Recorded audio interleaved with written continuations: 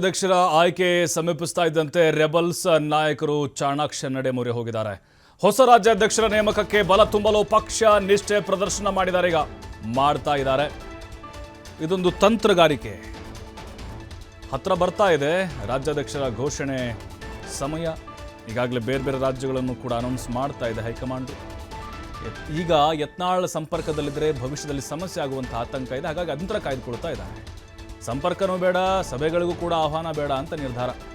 ತಮ್ಮ ಮಾತು ಕೇಳದ ಶಾಸಕ ಯತ್ನಾಳ್ ಮೇಲೆ ರೆಬಲ್ ಗರಂ ಆಗಿಬಿಟ್ಟಿದ್ದಾರೆ. ರೆಬಲ್ ನಾಯಕರು ಯತ್ನಾಳ್ ಘರ ವಾಪಸಿ ಪ್ರಯತ್ನಕ್ಕೂ ಭಿನ್ನಮತೀಯರಿಗೆ ಕೊಟ್ಟಿದ್ದಾರೆ. ಸದ್ಯಕ್ಕೆ ಸಭೆಯ ಸಮಾರಂಭದಲ್ಲೂ ಕೂಡ ಅಂತರ ಕಾಯ್ದುಕೊಳ್ಳುವಂತಹ ತೀರ್ಮಾನಕ್ಕೆ ಬಂದಿದ್ದಾರೆ. ಯಾಕೆಂದರೆ ಈಗ ಯತ್ನಾಳ್ ಅವ್ರ ಜೊತೆ ಗುರುಸ್ಕೊಂಡ್ಬಿಟ್ರೆ ಹೈಕಮಾಂಡ್ ಕಣ್ಣು ಕೆಂಪಾಗ್ಬಿಡುತ್ತೆ. ಮತ್ತು ವಿಜಯೇಂದ್ರ ಅವರು ಗರಂ ಆಗಿ ಅಲ್ಲಿ ಮತ್ತೆ ಹೈಕಮಾಂಡ್ ಮುಂದೆ ದೂರ ಏನಾದರೂ ಕೊಟ್ಟರೆ, ಈಗ ರೆಬಲ್ಸ್ ನಾಯಕರು ಹೌದು ನೀವು ವಿಜೇಂದ್ರ ಅವರು ಬೇಡ ಅಂತಿದ್ದೀರಿ, ಹೊಸ ಅಧ್ಯಕ್ಷರು ಬೇಕು ಅಂತಿದ್ದೀರಿ, ಆಯಿತು ಒಪ್ಕೊಳ್ಳೋಣ. ಆದರೆ ಪಕ್ಷ ವಿರೋಧಿ ಚಟುವಟಿಕೆ ಕಾರಣ ಇಟ್ಕೊಂಡು ಈಗ ಯತ್ನಾಳ್ ಅವ್ರನ್ನ ಉಚ್ಚಾಟನೆ ಮಾಡಲಾಯಿತು. ಅವ್ರ ಜೊತೆ ನೀವು ಯಾಕೆ ಗುರುಸ್ಕೋತೀರ? ಅವ್ರ ಪಕ್ಷಕ್ಕೆ ಸಂಬಂಧ ಇಲ್ಲ. ಇದು ಹೈಕಮಾಂಡ್ ಮತ್ತು ವಿಜೇಂದ್ರ ಅವರ ಟೀಮ ನಿಲುವಾಗಿರುತ್ತೆ.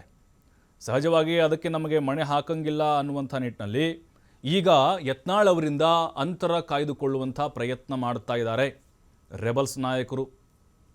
ಯಾಕೆಂದರೆ ಅವ್ರನ್ನ ಕರ್ಕೊಂಡು ಏನಾದರೂ ಸಭೆ ಮಾಡಿದರೆ ಅಥವಾ ಅವ್ರ ಜೊತೆಗೆ ಏನಾದರೂ ವೇದಿಕೆ ಹಂಚಿಕೊಂಡ್ರೆ ಇವರು ಕೂಡ ಯತ್ನಾಳ್ ದಾರಿಯಲ್ಲಿ ಸಾಗುತ್ತಾ ಇದ್ದಾರೆ ಅನ್ನುವಂಥ ಸಂದೇಶ ಪಾಸ್ ಆಗಿಬಿಡುತ್ತೆ. ಹಾಗಾಗಿನೇ ನಮ್ಮ ನಿಲುವು ಬದ್ಧ. ಯತ್ನಾಳ್ ಅವರು ನಮ್ಮ ಜೊತೆಗೆ ಇರಲಿ ಅಥವಾ ಬಿಡಲಿ, ಅವ್ರ ಪಕ್ಷದಲ್ಲಿಲ್ಲ, ಆದರೆ ಗುರುತಿಸ್ಕೊಳ್ಳಿ ಅಥವಾ ಬಿಡಲಿ, ನಮ್ಮ ನಿಲುವು ಒಂದೇ, ವಿಜೇಂದ್ರ ರಾಜ್ಯಾಧ್ಯಕ್ಷರಾಗಬಾರ್ದು ಅನ್ನುವಂಥ ನಿರ್ಧಾರಕ್ಕೆ ಬಂದಿದ್ದಾರೆ.